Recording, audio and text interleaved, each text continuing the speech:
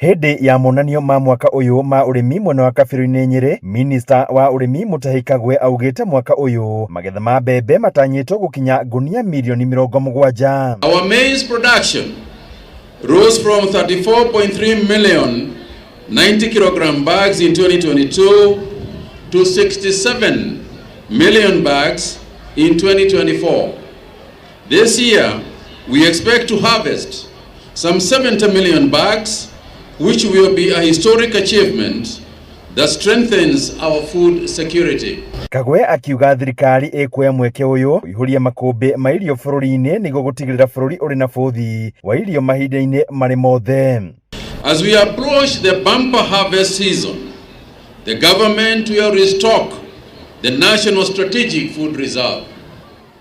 This guarantees food security for the nation, while at the same time providing farmers with a ready market for their produce. Kagwe augite hari bata wa Akenya kuhimbiria urimi urahota gwitiria maruru ma ucenjia wa riera niguo kuona magetha makiria.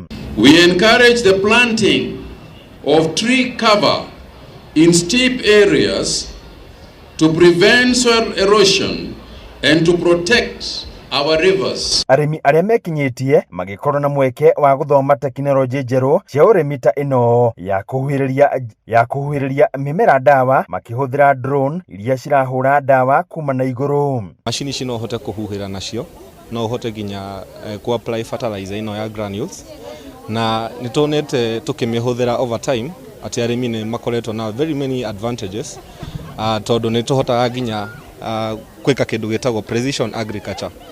Gitariria precision agriculture ni uria uhotaga gwika urimi wina data.